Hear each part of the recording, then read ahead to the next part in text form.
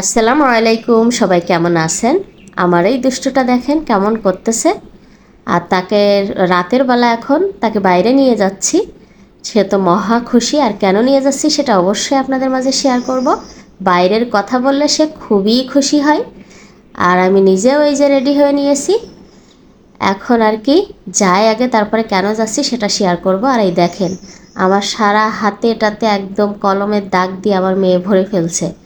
এখন এগুলো ওঠানোর সময় নেই। তো এই তো আমরা অলরেডি চলে এসেছি।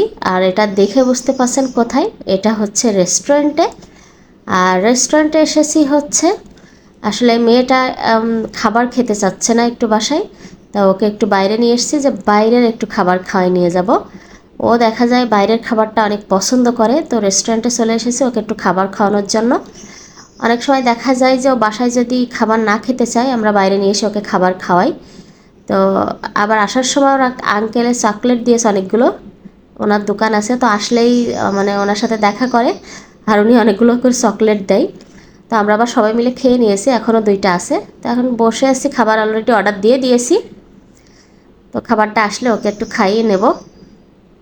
বাচ্চারা আসলে যেভাবে হোক খাইলেই শান্তি পাওয়া যায়। তো এই তো অলরেডি খাবার চলে এসেছে। আর এটারটা সেট মেনু ছিল।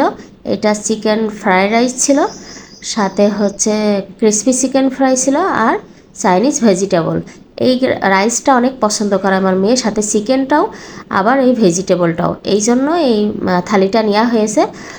আর ইদানিং আসলে আমি একটু খাবারটা কম খাই, কারণ আমি চেষ্টা করি আমার স্বাস্থ্যটা একটু কমানোর জন্য চেষ্টা করতেছি, যার কারণে খাবারটা আমি একটু কম খাই। বাইরের খাবারটা বাদ দিতে পারি না, বাট হয়তো আগে অতিরিক্ত খেতাম, সেখানে এখন একটু কমাই দিয়েছি।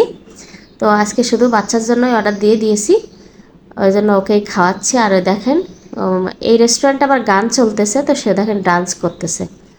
এখনকার বাচ্চারা কেমন জানি, মানে কোনো লজ্জা শরম কিচ্ছু নেই, কীভাবে ডান্স করতেছে দেখেন। বললেও শুনে না যে এইভাবে করতে হয় না, লজ্জা করে না, কোনো কথাই বলে না। আর অতিরিক্ত তাকে যে মানে গান দেখায় বা শিখবে এরকম কিন্তু কিছু না। তো আমার মেয়ে খেয়ে যতটুকু বাঁচছিল ততটুকু তো আমারকেই খেতে হয়েছে, আমি আর ওর বাবা একটু খেয়েছি। এই তো খাওয়া দাওয়া শেষ, এখন বাসার দিকে রওনা দেবো। আসতে যে আবার লটকন দেখলাম, দেখেন কত পরিমাণ লটকন। তা আমি বললাম আমার লটকন নিয়ে নাও, বাসায় যেয়ে খাবো। তা আমি একটু ওই লটকনটা মানে এত পরিমাণ লটকন ভালো লাগছিল, একটু ভিডিও করছে। আঙ্কেল বলছে আমার সহ করো। তা আমি বলছি না, অনেকেই তো ভিডিও আসতে চায় না, বলে কোনো সমস্যা নেই, করো। তা আমি আবার ওনাকে সহ ভিডিও করতেছিলাম। তো এই তো লটকন নিয়ে বাসায় চলে এসেছি। এখন আর কি একটু সবাই মিলে খেয়ে নেব। তো এই ছিল আমার ছোট্ট একটা ভিডিও। কেমন লেগেছে সবাই কমেন্ট করে জানাবেন। ভালো থাকবেন, আল্লাহ হাফেজ।